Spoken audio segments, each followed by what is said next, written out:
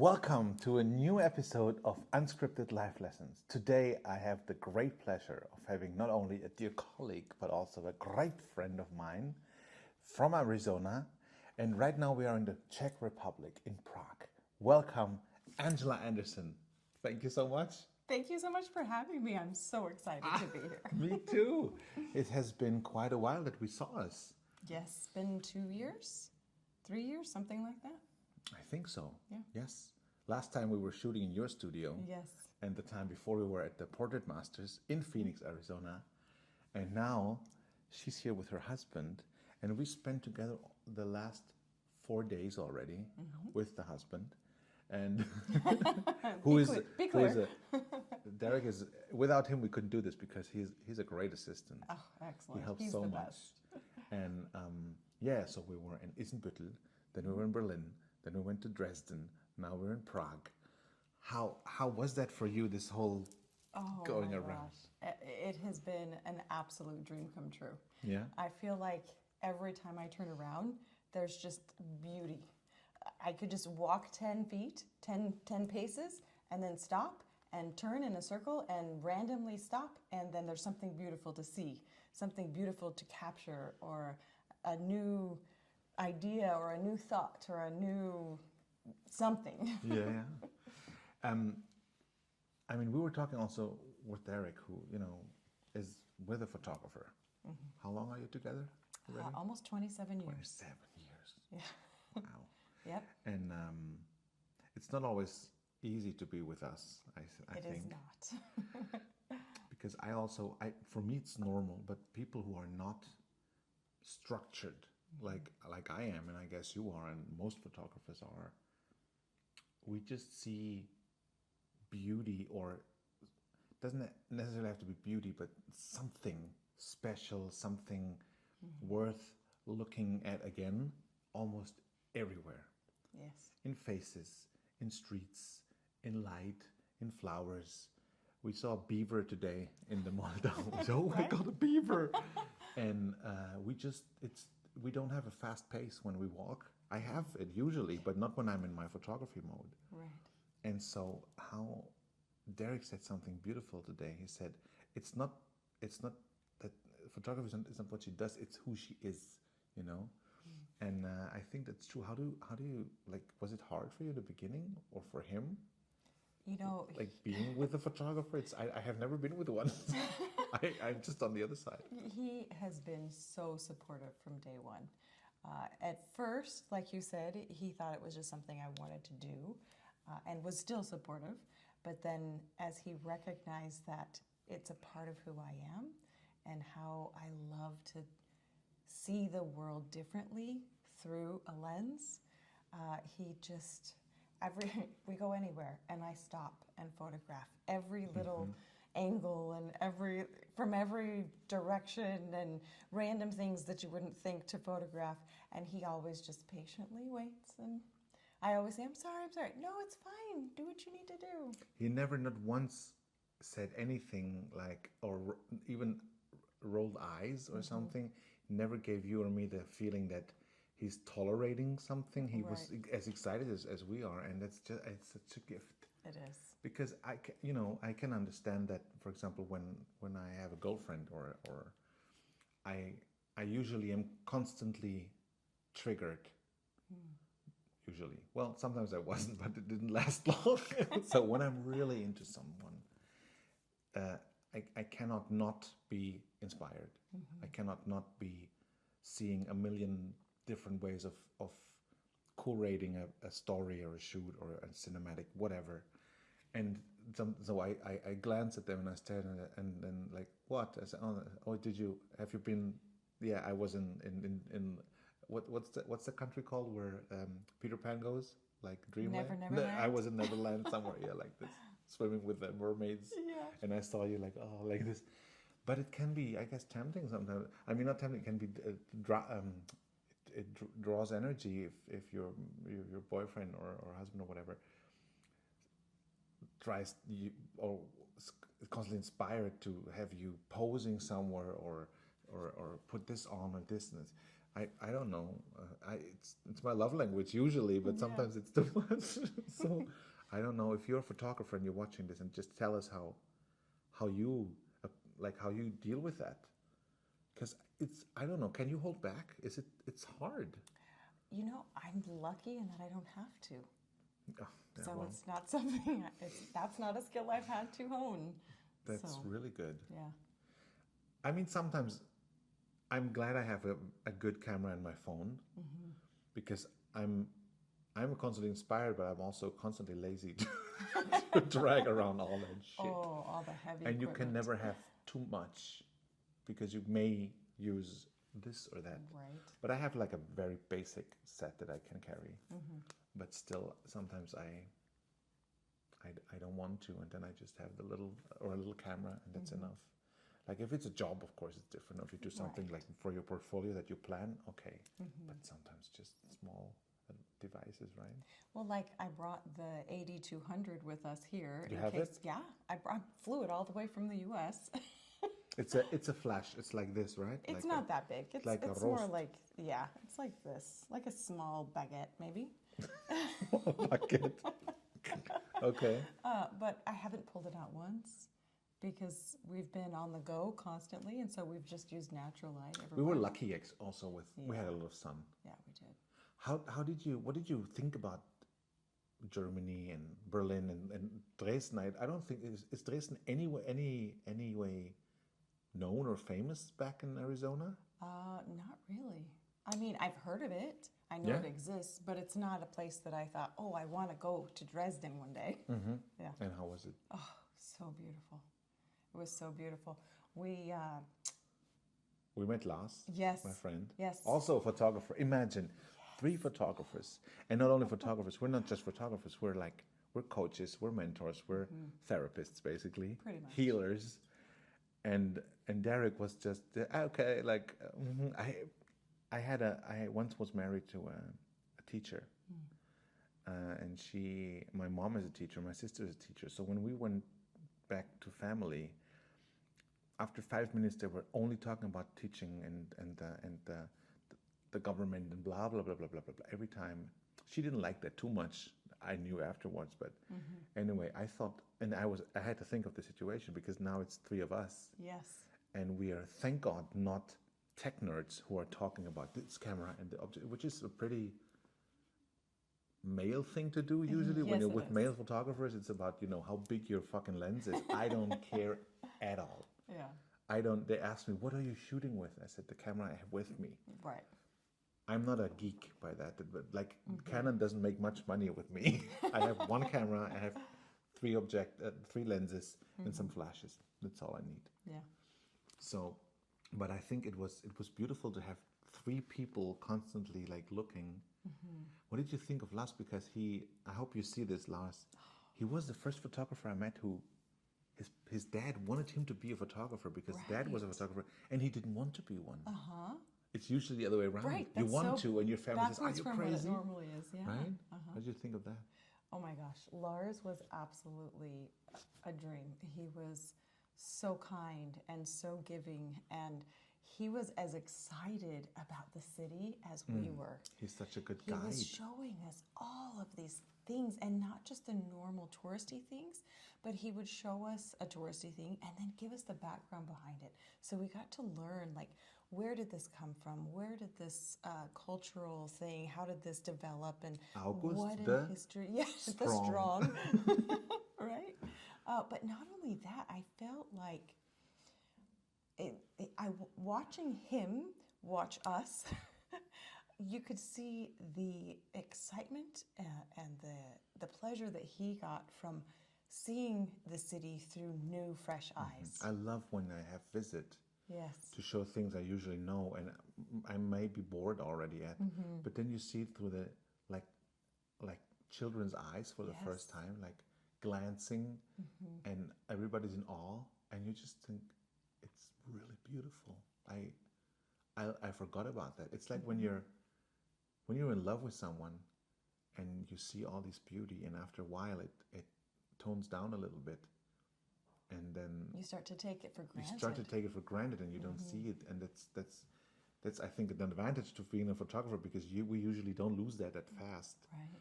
But it can happen sometimes, and then like when you have well, what kind of construction could it be that you have a visit for your relationship and you show your spouse and say how beautiful, and then you see how beautiful she is again. But that's how it is with these cities and with these parts. That's why I love to receive visit. Yeah. To just also excite myself again for where I'm from. When we were walking down the river and there were the cherry blossoms on the left and the river on the right and the castle in the distance, and I'm just blown away every step we take. There's just something new to see, something new to learn, and I'm so excited, and I'm taking out my phone and I'm taking pictures, and Lars just said, "Oh, you're making me want to do a photo shoot here," because he's starting to see things through someone new's eyes, and that was just really fun. I would always recommend anyone, if you can receive friends from abroad, do that. Don't let them go to a hotel or something. Give them a room or a couch, whatever, and just stay up, hang out. We had friends in Berlin that came over. We were cooking with them. It felt like home. You were cooking. Beautiful. And it just this exchange with other people. They don't even have to be necessarily like-minded.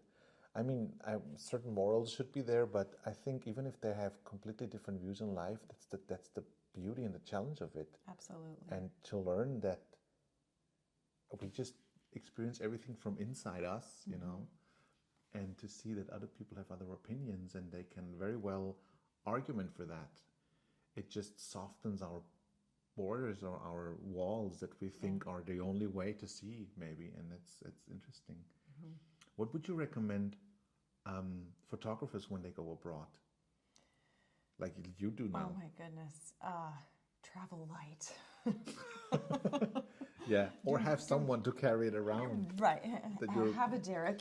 Yeah, be married, don't book, don't pay. You know, I think the biggest takeaway I would say from this kind of a trip is don't take the same photo that every tourist takes. So when you see these places online and you get to go there, it's very tempting to take the same photo that you saw online. Don't do that. Find a new angle, right? Find a new location to photograph the same thing.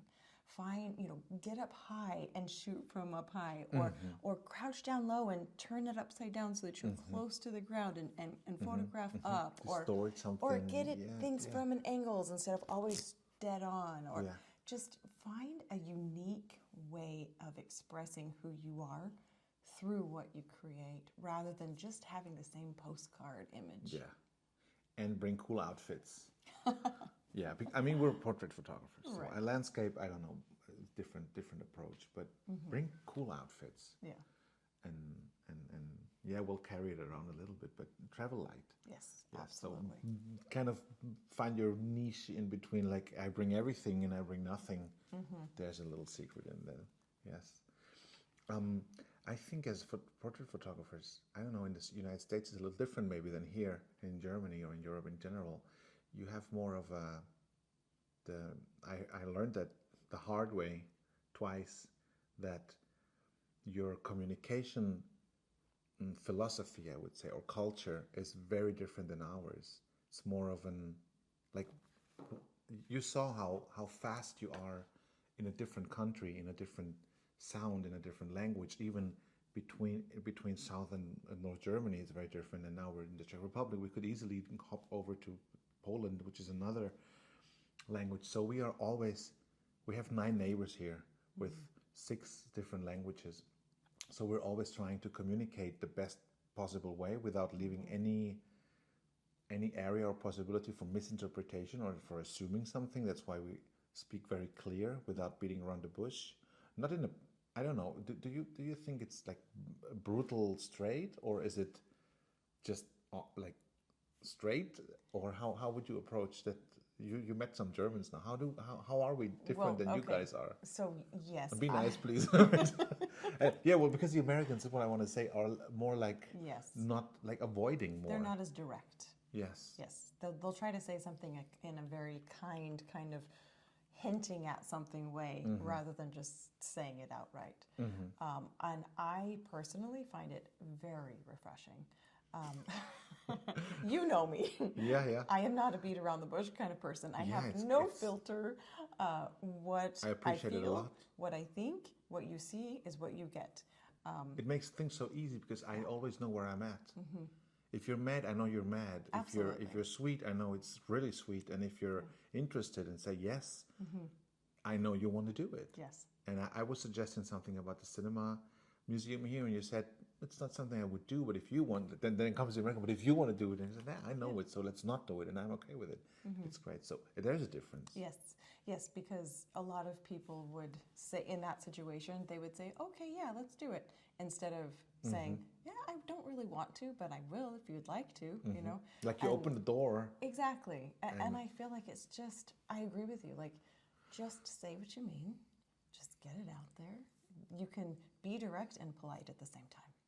Yeah, because I always ask them, what's the worst thing that could happen if you say what you want? Right. Or if you say what you don't want?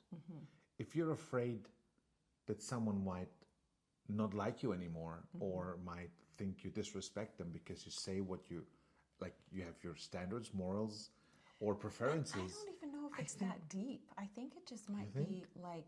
Because it's for us deep. Everything is deep for us in Germany. But I think when we talk. For the people that I've interacted with, it's more like they just don't want to inconvenience the other person. How could it? I don't get the connection between inconveniencing someone and. I don't know. But that's the thought process. Like they rather inconvenience themselves than inconvenience someone else. Yes. I don't know. Don't ask me. How do you deal in your business life then with that? Because I just am very clear. I ask questions, and when I meet new people, I often will tell them, I do not get hints. Yeah. If you are trying to say something, I'm not going to get it if you hint at it. Yeah. You have to tell me directly. I can't read your forehead. Even if it's written in a beautiful font, sometimes I don't get it. Like I can feel what people are feeling. Like I have a little bit of empathy. Yes. Oh, you have, yes. But I don't know why. Like I don't know how to interpret what I am feeling. So like if I'm around you, I can sense that you're angry or that you're frustrated or that you're happy or whatever. Or anxious, whatever. Yeah. Right. But I don't know how to translate that into he's anxious because he doesn't want to do this thing that he said he wanted to do. And so I'm like, you have to just be direct. And yes, it doesn't hurt at all. Just having that conversation with people up front really helps. My experience is when you say what you want, and I understand the situation perfectly because I sense sometimes something's in the air, something's wrong, you know? And I usually ask myself, is it my fault? Did I do something wrong? Did I say something wrong? Did I did not do something or did not say something necessary? So I try to ask and understand, is everything okay? And if I get a yes, but I feel it's not, it stresses me like hell. Yes. Because in my mind, it opens 6 different ways of interpreting it, or sometimes 60. And I know one is correct, or maybe 2, but I don't know which one. And if I choose a wrong one and follow that lead to solve the problem, which I don't necessarily have to, but it's kind of in me, it can make it really worse because I misinterpret things, and I just think, why the hell don't you just say what you want? And it's in a loving relationship. It can be in a family. It can be with a customer. With customers, it's easier because when money is involved, you usually come down to the point pretty fast. Yeah. But that's I love if people tell me what's really going on because then I can react accordingly. But I think a good way to kind of avoid that situation is rather than say, are you... Shut up. No. Instead of saying, are you okay? You say, I sense that you're not feeling okay with me. Can you tell me why? Right? You can open the door with those open questions rather than the yes or no questions. It's true. Because then they're, Sometimes people don't know what is wrong. They also know something and they don't know by themselves like what they want. Right. So then you can say, do you want me to help solve this problem, or are you just feeling frustrated and you just need some time to work through it? Or a shoulder to lean on. Yeah. Yes, that's very good. Yeah. And that helps also with our work, because from my experience, it's for a lot of people, very not just intimate but very stressful to open up in front of a photographer. I mean, they come because they want to. Right. So that's why I have this long process before we even get a camera out, days or weeks later, the famous creative session, and the whole, it's basically a bonding session. Yeah. And to just take away all the how do I say, the layers, like peeling off all the layers of like defense system and Right. and safety, kind of like they, I mean, they feel safe, otherwise they wouldn't open up. But I just want to get down to the core of the usually small kid that isn't there, child with all his dreams, and then that's when I grab it and just go to the amusement park and just show all the rides that they can do and say, what would you like to do? All of it, we do all of it. Just those, okay, you want to try this? We just try it. We'll see what, nothing can go wrong. And that's when like the sparks start and the ignition. That's where I get goosebumps. I love this about my job, you know. Just hearing you talk about it, I'm getting goosebumps. And that's what I mean, the camera is basically, I don't know how you feel about it, but I hate when people call me a photographer. I don't hate it, but it's like, it's just this small part because it's a technical thing, here at least. I don't know how it is in the States, but photography here, as Lars also said, is very craftsmanship. And to have this whole psychological, therapeutical, anxiety killing, or understanding at least, like trauma redoing added aspect we have. And the empowerment that comes with it. I had to learn that because it was very much result based. Yes. When I was doing commercial work, the customer, nobody cared if the model had a enlightening moment or something, and I didn't do, because everybody was like, it's like a band. You go there, you play, you know, you do what you know what you do. You create something. It's marvelous, of course. Everybody's a professional, but they pay you to do that, and then they expect a certain outcome. Right. But with private people, it's completely different. See, and I'm lucky because I started with just regular people. Okay. Like my photography career began with just people I knew. Yeah. And watching those walls come down, I was hired by a woman who she wanted me to photograph her parents for their 50th wedding anniversary. And I said, sure, we'll do the wedding anniversary. But before that, we want your mom to come in. We're going to do hair and makeup. We're going to pamper her. We're going to take photos just of her. We're going to do, like you said, this exploratory session just of her mother before we then brought the father in for the anniversary photo session. And it was the most amazing thing. Weeks after I delivered the images, I ran into my friend who had hired me, and she almost started crying, and she said, my mother has never walked taller. She said my mother never, her mother was in her 70s at the time, and she said she had never thought of herself as pretty before then. And after that photo session, she said she could physically see a difference in the way she carried herself. And that's, like, that's the power of what we do. Yes. It's just amazing. Yes, it's not about the result, it's about the experience, the process we ignite in people.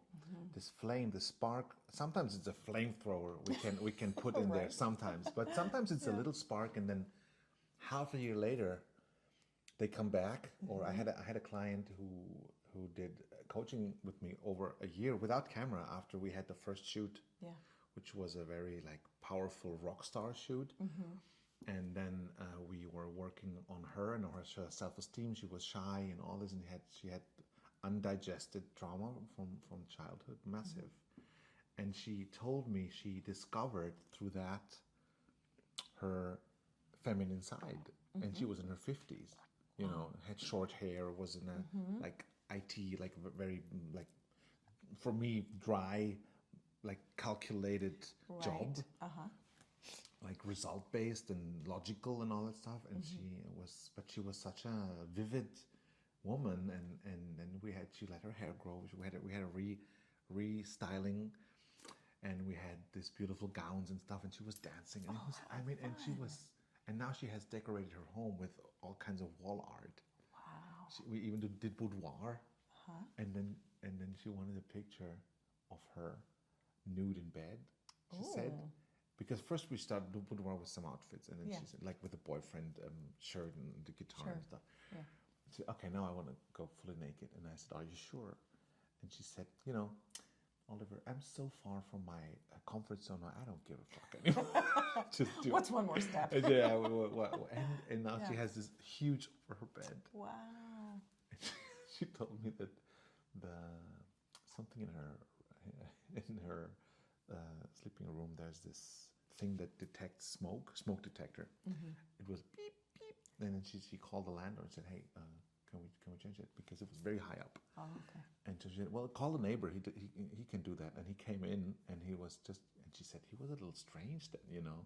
Yeah. And then he was just looking at the floor and doing he it, felt and just, okay. uncomfortable. And then he went out, and she was like, what the hell is wrong with him? I know him. Yeah. And she looked at her, and she saw, oh my God. Oh, yeah. I said, well, whatever, That might whatever. Okay, now he knows me like that. Yeah. It's so fun. And these stories are so beautiful for us as photographers. Yeah. And I mean, I have with my boudoir and glamour and the whole Hollywood sessions, I usually have, I would say 90% women as customers. And women can be brutal with themselves. Yes. Way more than men. Yes. I have some insecure men as well, because Sure. we all want to look like Burt Reynolds or Sean Right. Connery, or well, Yeah. now I don't know who's a lad now. I don't know, Hugh Jackman maybe, but we don't. We look more like Jean-Luc Picard, you know. But women are so harsh with themselves sometimes, brutal, and I don't understand, because I mean, women for me is like the crown of how you say that, the Schöpfung, we say, the creation, Yeah. you know, and art and everything, they inspire all the time. And I think, how the hell can you talk about yourself like that? And that's when I started to understand how powerful we are as photographers, and how much we should care about the whole psychological aspect and not the technical aspect. And like you, I had a customer. She's beautiful. She was a woman out of a movie, 50 something, super successful, was working with the highest of the highest. And we had a beautiful shoot. She has hair, she's half Asian. She has hair. I was praying, like, my God, it's such a gift. Yeah. And then she said, when she saw the pictures, it's the first time in 50 something years that she really likes her pictures. Wow. And I've seen pictures from her when she was 20. Amazing pictures. Yeah. But she said it's the first time she connected with the pictures. I was That's the key. crying. That's the key. I said, wow. Yep. It's when they see themselves in it, not just a photo, but who they are. When they Yeah. see their core of who they are reflected back at them, Yeah. that's when they connect with it, and that's when it makes a difference. And I think when they see themselves, but maybe discover something new, Yes. because I had customers that that's not me. But it didn't end there. Sometimes it ends there. It's not me, I don't like it. But some said, that's not me as I know myself. And it opened up a whole new universe by the outfit, by the hair, by whatever. And they started to like this new aspect. So it wasn't, I wouldn't say it was a transformation. Sometimes it's a transformation, but it was an extension of who they were. Like Yes. they became more than before. Almost And I like loved that. they were reintroduced to themselves. Absolutely. Parts that they've kind of forgotten or grown out of or buried or let someone beat out of them, they're able to rediscover. Yes, and that's the most beautiful part. So when we met at the Portrait Masters, that for me was the first time that all this tribe, all this wolf pack of photographers who basically understood this part we were talking about, Yes. connected, and the energy was incredible there. And also the whole coaching and the whole workshops, everything was based on business and the effect we can have on our customers, the service, everything. It wasn't based, nothing was based on technical aspects. Right. And I was so happy, because usually here in Germany, it's a lot like that, especially if there's a lot of men. And there was, I would say, 80% women Yeah. there. About that. So I feel much more at home with this aspect. How did you get introduced to this part of photography? I kind of just discovered it as I first photographed, I did a family reunion. That was my first ever paying job. And I thought, this sucks. How big was that family? 200 people. 200 Was it a people. Mexican family, Arab family, Russian family? No, it was like a great grandfather and then the grandparents and then like it was like a full extended. And they were all working just hard a and a lot of lot. kids. So no TV. There was My family in lot. Mexico is like that. My grandmother had 15 Yeah. kids. Oh so- my goodness, yeah. yeah. It was Like like that. this. Like the original had like 10 or 12 and then on down it was Buy like a 8 TV. and- yeah. Well, No, don't. it just, I realized I did not like that. So Yeah, then it's I so tried, much stress. let me just do one or two people one-on-one. And it was the same thing. I would bring Stressed someone as in. well? No. The same thing what you were talking about earlier. I would bring someone in and I would be ready to photograph them. And I realized that there were so many insecurities that they had to work through because they just were not, they were really stiff and very closed in on themselves. And so it was through getting to know them and kind of becoming a counselor on accident that I started to see this is what they need. This is what people need. They need to have a safe place to work through these emotions and these traumas and everything related to how they view their own body and how they relate to their body being a representative of who they are. Because some people, their body is just a tool, but other people... It has to function, right? Like this. But other people, if they're fat, if they're thin, if they're tall, if they're short, it defines who they are. And so helping them learn that your body is just part of you. It doesn't define you, right? One of the things that I learned is I said, choose a photo you don't love, right? Get it printed, put it on the wall. Walk by it every day. And the first 2 weeks of walking by it, every time you pass it, you're going to be like, oh, I hate that picture, right? Like you're going to have a visceral reaction to it. But then a month later, you get so desensitized to it that finally you will look at that photo and be like, oh, well, it's just me. This is just my body. Me and the Jägermeister party I was drunk at. Right? This is just how I look. And you will come to a place where you can appreciate that your body doesn't define you, that it is a part of you, and that you need to love that body because that body's carried you through so many things. Yes, it's like they cut themselves off the body. Like they said, this is my hand, but this is you. My foot, my fingernail, whatever, this is you. So it's not the body and me. Right. It's a whole thing, Yes. you know. And I read actually that they made an experiment with people. They put them in this tube where they can scan your brain. What is it called? MRI? Yeah, the lot thing. And they showed them pictures of themselves while they were in there. And they had, depending on if they liked the picture or not, but even if they didn't like the picture, the part of the brain that usually is there for happiness, oxytocin, all this, sparked. Oh. So whenever people see themselves in a picture, even if they don't like the picture, but they know it's them, the body sends out happy hormones. Maybe you're, as you say, like, oh no, but something in you says, love this. That's why I tell all my customers, put your own pictures on the wall. The more you like yourself in those, the better. It's like a gas station of happiness. Yeah. You know, they kind of like refuel you. Yeah. Kind of recharge you. Yes, it's a manifestation of one of your most, and people said it a lot, best versions of yourselves, but this is also you. Yeah. And that's why the manifestation, people sometimes lack fantasy of how awesome they can be. So if they see it right there, it helps them. It's a huge step. Oh, yeah. It's an acceleration of this process. That's why I like it so much.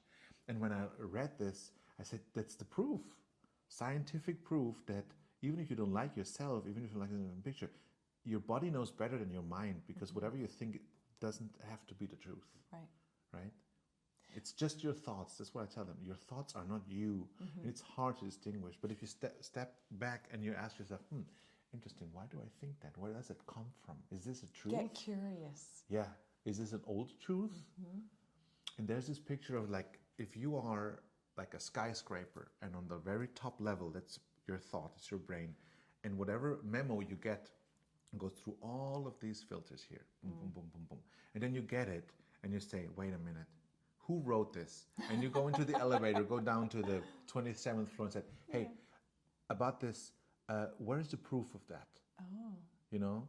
And you just don't get memo after memo and spill it out and say, okay, this is the truth. No, you have to check that. And sometimes it's an old truth, or it's just something someone said, or it's an old feeling, or it's an old trauma or something.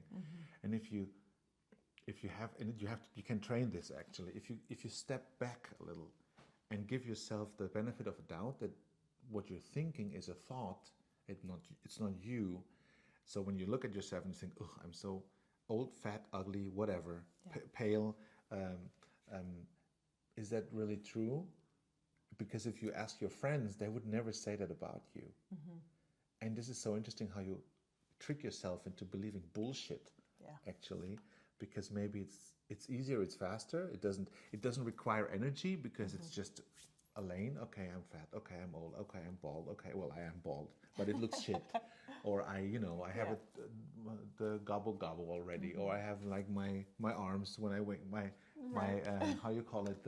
We call it the how you say this? Wave. We call it wave meat. Oh gosh. Winkfleisch. That's funny. It's really disgusting. German is very direct. Yeah. So that's when it's. The pictures you took today of me, I thought, I'm really looking. I like that. I look fucking awesome, you know, without being arrogant. And how do you not teach, but like offer a way to your customers to understand that they can love themselves without being the famous narcissist or egomaniac or megalomaniac? Right. Like how do you tell them that it's a very healthy process? One of the things I ask them is, if I were to give you a photograph of your mother right now, would your thoughts be, she's so fat? Right? Would your thoughts be, she should have lost 10 pounds before being photographed? Right? Would you think, your thoughts, you're going to look at that photo and you're going to think, I love her. You're going to think she's perfect. Even though you have stress with her, yes. Look at this human being who cared for me, especially people who've lost their moms. And I say, that's how your kids are going to feel when they look at this photo. You don't have to worry.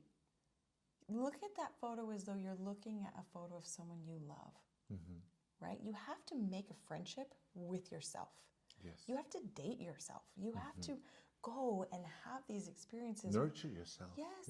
Where you're learning who you are. And when you're talking to yourself, talk to yourself like it's your friend or like it's a family member that's dear to your heart, right? And it should be like that. Yes. When do we lose that? Right. And so then it comes from, instead of, oh, I'm so awesome, right? It's just, no, I love this person that I'm seeing. I connect with her. Yes, this is my friend. A lot of people are very estranged from themselves, and the farther away they are, the more they keep up a facade that they're really not. Like some people think they're introvert, but they're not. They just want to have peace. They don't want to be disturbed. So because I know people that claim that they are introvert, but as soon as they're with friends who they trust, they're hilariously extroverted. And so all this distance they have to themselves that gets more and more and more if you don't accept that there is. First step is to see and to accept that there is one, and then to be curious again to see, okay, how can I connect with this person? Right. If they're not connected, if they don't know what they want, they don't know where they want to go to, and that stresses them even more, because right now we have this philosophy of grinding and going and have your goals and do the hard work, which is true, but there's also relaxation and all these things that taking care of yourself. And people can feel easily stressed because they don't do enough, to their Right. own measures, and especially artists.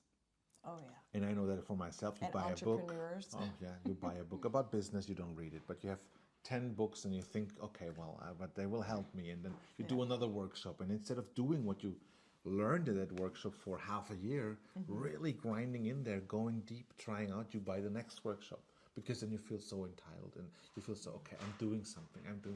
But basically, you're just filling up your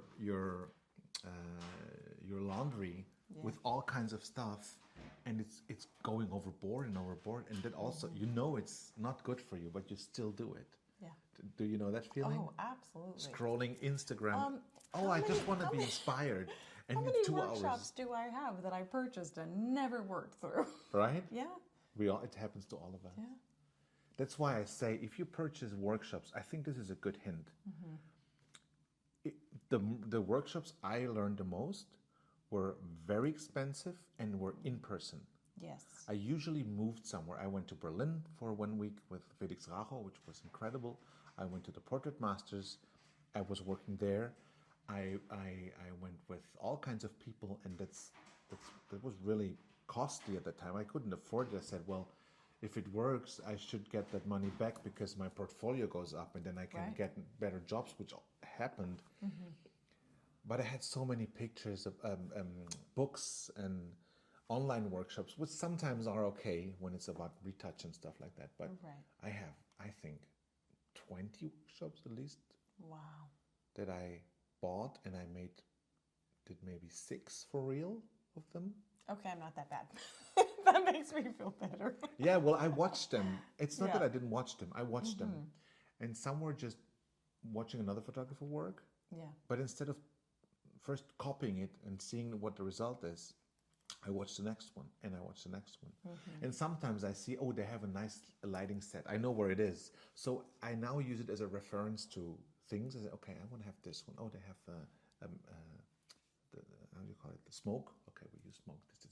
Yeah. So this is how I use it now. But I never worked through it and really did all the homework in Deep that. dived. and- Yeah, no, I didn't. Yeah. Maybe it was a good thing in the end. I don't know. So I developed my own style. Yeah. But the books I had, some of them I just threw away after a while. Yeah. Thousands of euros gone. But it always helps something. But Yeah. still, would you not also say a live workshop is the best? Oh, absolutely. A one-on-one, or even with a group? Yeah, because if you, I talk way more than you. You should talk more. I'm sorry. I'm sorry. I talk well, so it's much. regarding that specifically, is you need to be with someone who can see where your blocks are and help you identify and work through them. So when you do an online workshop, you don't have someone to be like, okay, I see that you have a money block here because you think you're not good enough to accept money, or whatever that looks like, right? But when you're in person working with someone who is trained to do this and who has made the same dumb mistakes you're making, All made them. who can see, okay, I see that you're headed down this road, however, let's try going this way instead. So yeah, in person, most valuable, absolutely. And not only that, but if you should invest in in-person education. 100%. Like you will level up your business, your craft, everything far more faster with one-on-one or even small groups with someone who has been there and screwed up and learned a better way than you will trying to work through it on your own with books and online classes. And in the end, it doesn't necessarily have to cost more, because the online class and the books, you have to buy 10 or 15 Right. for the speed and for the knowledge you get in one of those. So you're faster. It costs more or less the same if in comparison, and you get results that are beyond what you can do with any book. Right. And I would absolutely always say that this is the best investment that you can make when you start. Invest in your own skills and knowledge by working with people that are where you want to be. Yeah? Exactly. And I imagine it as like a computer game. Like you have level 2 now, and there's the final battle, the final how do you call it, the enemy. Yeah. The boss. The boss fight As my of level kids say. 2, yes. But you can go there, but you will get a bloody nose. So what you can go back and try to find this one mushroom you need or whatever. But if you I don't know, get together your herbs and sell them, like you have a little money, and then you go to this one smith and you get this one sword because he makes it for you and shows you how to use it, then you can get this boss level easier than just trying again and trying again and trying again and say, okay, I gotta maneuver out his, no, get the sword and fucking slay it. You know, just move to the third one. There will come more, don't worry. Absolutely. There's always another level. Yeah, it's the organization, it's the money mindset, it's the skills, like also what kind of equipment will I need. This is not unimportant, but it's not the most important. How do I sell? How do I do sales? How do I market myself? Where's my position? What is my dream client? Although I don't believe in dream clients anymore. How do you do that? So the way, I think it depends on how you define dream client. So for me, my dream client is someone who values photography and who values the experience I'm providing for them. So it's very broad, like very broad. Right. So I don't say it's women between the ages of 10 and 12. You know, it's nothing like that. That's what I don't believe in anymore at all. But it's more like who you connect with.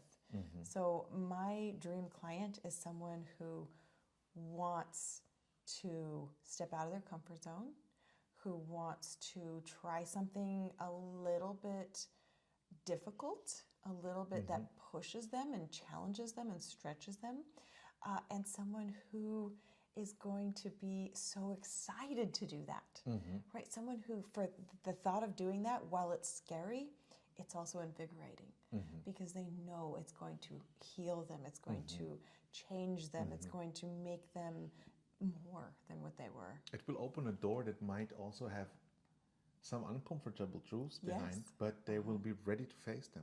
That's what I think. And they won't be alone because we'll be working through it together. Yeah. I learned it from a client, and I love that she has 3 values she needs with a client, and I adopted them. The first one is my client has to see my value for her or him. That's the first one. The second one is he has to have a mission and an excitement for what we're doing, as a goal, if you want to. And if the goal is just to feel good about herself, that's enough. And the third one is, of course, she or he must be able to afford it. Yeah. And that's why I don't, as you say, I don't think there's how you call it, the estimated dream plan. There's a specific short term for that. Ideal client avatar, ICA, I think. Oh, the avatar, yeah. I don't believe in that at all anymore, especially for us artists, because I can't say, she's a, I don't know, 48-year-old just single woman who just was dumped by her. No, and she's frustrated, and hopefully she spends money. No, but I have a mission. But what you can do is you can think, who has been my dream client? So look back to someone who connected well, who loved the experience, who grew from the experience, who valued the experience, right? And then you can visualize that person as your avatar, rather than it being a demographics thing. Yes. And also, I would say, and that's very tricky for photographers, don't just think that your results are what attracts people. It's your mission, it's your philosophy, it's the vibration you have, it's your energy, your magnetic field. You can actually really attract people if it's clear what you're doing.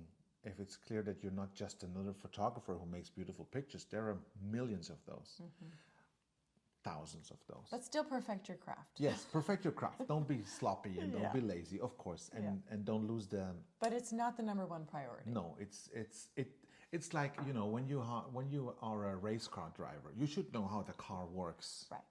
But that doesn't mean you will win the race. You still have to see and you have to feel all the little vibrations. And the vibrations in this case is what comes from the customer. But I would say if you send out what you love doing and what your mission is, that will attract your dream clients, because if they don't like that, they're wrong anyway for you. Yep. And so I would work from the attraction point instead of looking for someone and moving your boat to the waters where this fish is. Right. as you say, you have some prototype dream clients, and something connects all of them. And mostly it's the attitude towards life. It's maybe the approach they have, the love for arts, the intellectual base they have, or the level of whatever. But these are the things, but it's not so specific as age, gender, income, where they are, and all that stuff. So I started with that because I came from business and from marketing, and that's usually how they feel safe, like they have this compass. Right. But I don't, from all the clients I had in the last 26 years I'm working now, they were so different. Oh yeah, they're so varied. But what you'll find is some of those commonalities will be, like you said, the way they approach the world, the way they view themselves, the way they have the courage to step out of their comfort zone and try something new. Yeah.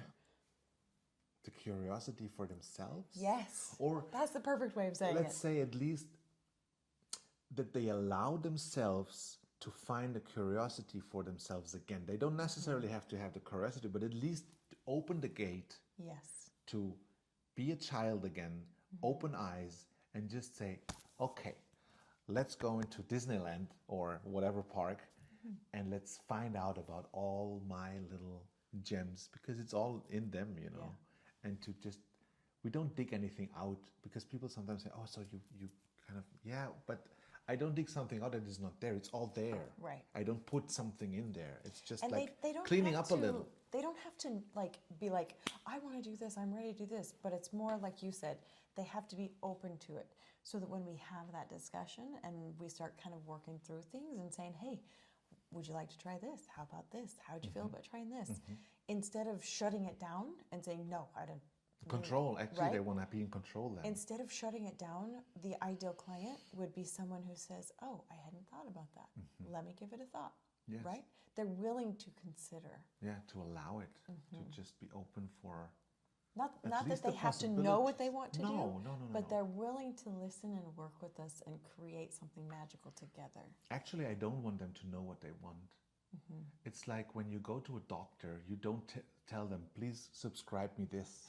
Right. They come to me because they want to be seen through my eyes. They like my style, they are fans or whatever. And I had one guy, I was blown away by him. By his wardrobe, I felt like the worst dressed man in the world. I said, what the fuck? How awesome do you look? You know, and it's so rare that men come, just business. But no, he was private. Oh, that's awesome. And so they come because they want to be seen through me. It's like when you go to the, I don't know, let's say to the Rolling Stones, like, can you write a song about me? You don't give them the lyrics, you don't give them the chords. Right. You're like, okay, let's see what comes out. Yeah. And that's the curiosity for that. Maybe they say, okay, I want to put a water shoot, or I want this, or I want to try this, but they don't have to be about results. That's what we create with them. Yeah. And that's what I love so much. Basically a carte blanche to stage something for them, or to tell a story, and to, how do you call it, to curate a world around them that maybe only I see. Maybe they don't even see this outfit, and then I have a stylist, and they would just create a whole new version, but it's still the person.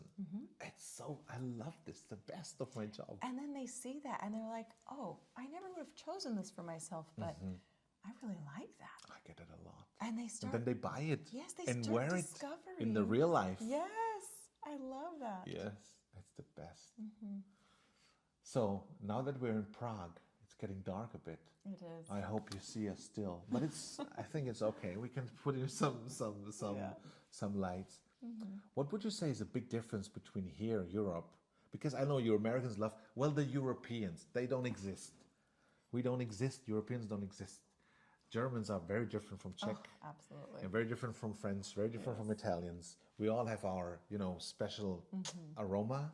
Even in Germany already, Isenbüttel and Stuttgart and Munich and Cologne and Berlin, very different people. Absolutely. So what would you say is the not the biggest difference, but how do you experience being here as someone who lives in Arizona, which is So very different? that question has two parts to it, I feel like.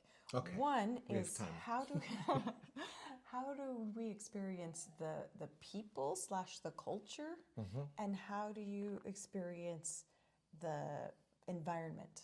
Because I feel like both of those are very different. The environment, oh my gosh.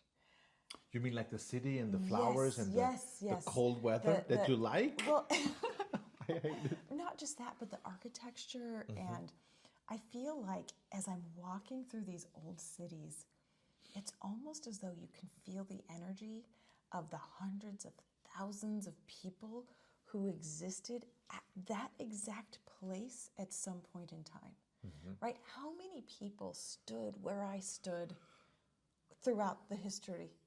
And that's something I feel like I don't really experience in the US, maybe because Really? it's such a newer country. But I there don't were know. always also people. Yeah, but But not as but there's dense not like as here. landmarks that don't change as much, like there's not like a landmark that was there for the last 3,000 years, whereas here we're finding things that are castles that were built in the 16th, 15th century, and how many stories were in there? How many lives, and not like you And think, vampires. but not just like kings and queens and royalty and things like that, but mothers who had to take care of their sick babies, Love stories. love stories, Or betrayal. friends who had to go into the military and separate, like all of these normal everyday things, just the energy, it's just palpable. So that's the one thing that I've really, really enjoyed about being here. Okay. And then as far as the people, I feel like like you said, they're all kind of different. Of course, it's different countries. Right. Very different. Not just Very that, different. but even in the same country, you'll run into one person who's quite friendly and one person who's like, leave me alone. But I think if I were to have to draw a generalization, I would say that there's much more, people are much more okay with differences here. Because there's so many different cultures all coming together, all coincide, co-living. Coexist. Yes, coexisting. Thank you. And so when you dress differently, when you look different, when you speak different, if you have different values or different opinions, I feel like there's a lot more respect, respecting other differences, rather than in the US. I feel like it's a little bit more, they look different. And Well, it's here in the countryside is the same. yeah. You've been to big cities. Oh, that's true. Yeah. That's true. I think in New York, LA, San Francisco. I saw it in Tampa. I don't know how it is in Tucson, where you are. But I think the bigger the city, the more, in a good way, like freakish people are there, and just nerds and geeks and people who just don't care, because it's very anonymous. You don't know who's living next to you, so you can just dress the way you want to. And you don't have the fear that the 60 people in the village you come from who are in charge don't like you, Right. something like that. I have the experience that, or my impression is that people here are more curious about, we ask more. In the Yes. States, people don't ask. I as a German go to the United States. Oh, you're from Germany. I had a cousin who was in Rammstein. It's usually that. Or my grandfather's German. Oh. So, do you speak German? No. They said, well then, what are we talking about? Yeah. It's nice, but oh yeah, I was in Berlin sometimes. And then they make some Nazi jokes because I think it's fun, or ask me only about that. But it doesn't go further. They don't ask me, people don't usually ask, even friends don't ask me much about how was it living there? How did you experience your youth? How was it for you when the wall came down? Really? Because No. I felt like that was the best part of our conversation with Lars. But you're an exceptional American for me. From you, I feel genuine interest in me, my history, the history of my country through my experiences, and that's why I like Lars, and that's why also Eugenia and my other friends, and Johannes, they are curious, but not like, Right. but curious, because I think the biggest compliment you can give someone is to be interested in them. And not because you think there's an advantage or something, but just genuinely interested in their experiences. Well, I think that comes down to Why is that? we have this innate human need to be seen. And we don't realize it. We don't recognize that need. And when someone fulfills that need, it's like a breath of fresh air. It's like, oh, they see me for who I am and they accept me for who I am. They're not ousting me from the tribe because I'm different. And that goes back to what we do for our clients as well. Because so many of our clients have never felt like they've really truly been seen. And what we do for them is we see them. We see all of them, all the facets of them, and we help them feel seen. What do you think about the culture of this very, like, you are the one who is going to have to fix it.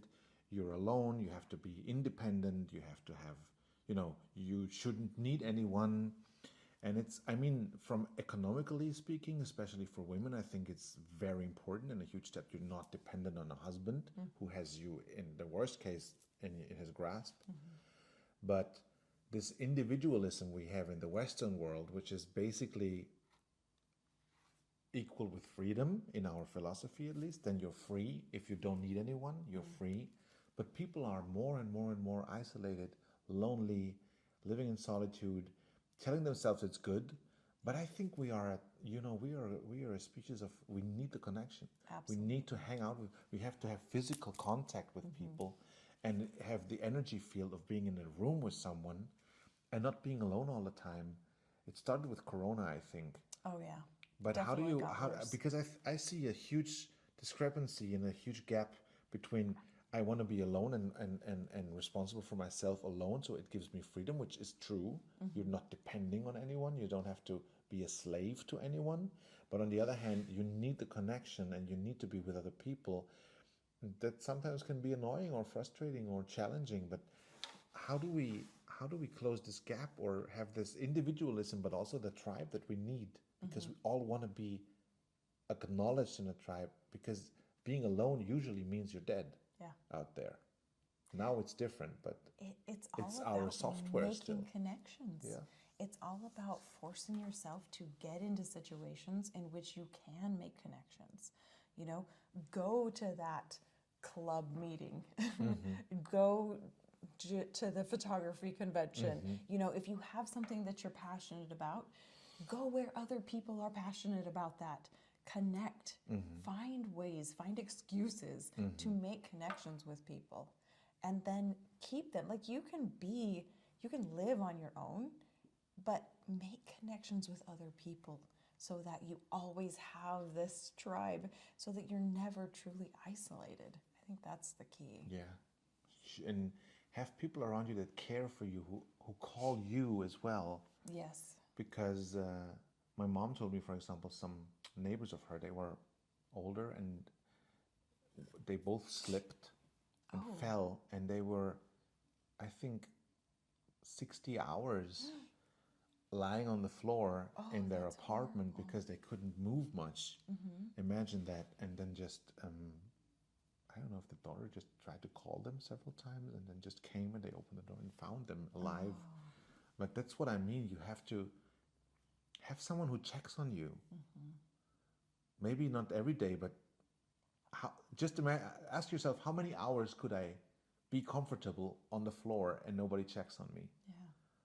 I would like to have every day someone to, hey, how are you doing? All good. Just send a little flower or a little cheese ball or whatever. But I think that's so important. And I think if we want that, we have to be that. Yeah. Right? We have to be that person for other people if absolutely. we want that for ourselves. Yes. And I'm a warrior. I worry. Yes, you are.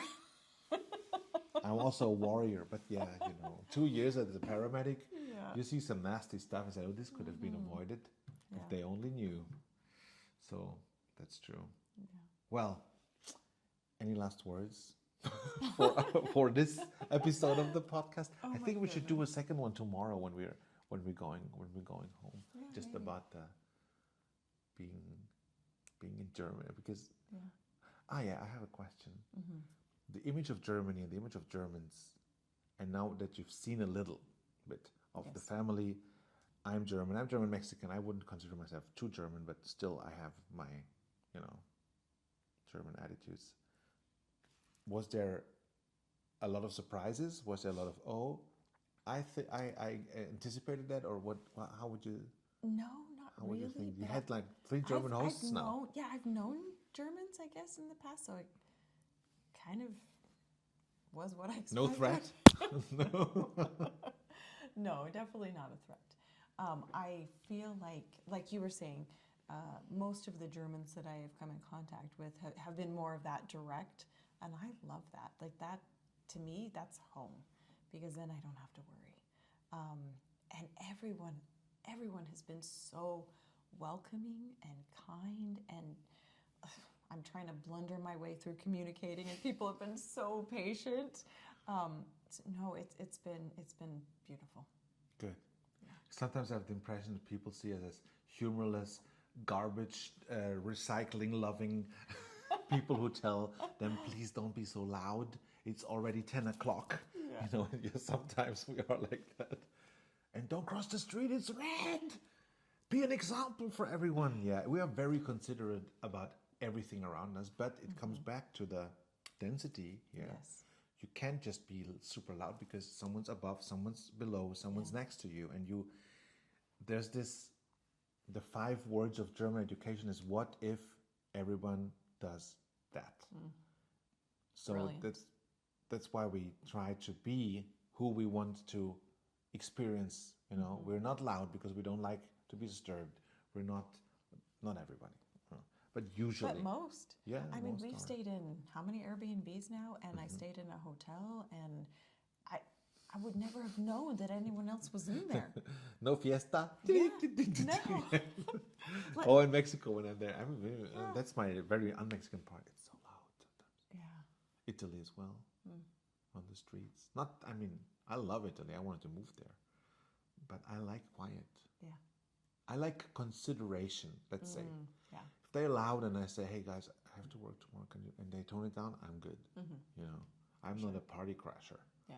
But I like consideration between people and taking the responsibility of you and I would say 200 meters around you. That helps. Yeah. And I think if you have the philosophy that if you go somewhere and you leave the place better than how you found it, or the persons or whoever, that helps a lot. I would say. Absolutely. Yeah, well, it was a pleasure that you're here because now it's getting dark know. and we're hungry. Are we hungry? Oh, yes. I'm hungry. And I experienced you hangry. How many steps? 16, 17? 16,000 Yeah. steps we did today in Prague. Yeah. Yeah, how is it for you as an American to use the legs you have for shut their purpose and not driving around all the time? Just kidding. Well, thank you very much.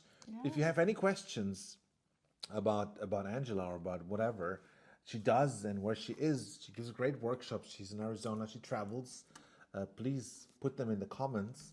And I'm very happy to do a second one. I guess before you go, we should do a second one. I would love to. Yes, awesome. Thank you very much. Thank you for having me. Always, Love always. it. Okay. Bye-bye. Bye. Oh, like, subscribe, ring the bell. What else? I don't know. And show this to all of your friends who are in the creative business because I think there were some really gems, good gems in this one. Awesome. Okay. Bye. Bye-bye.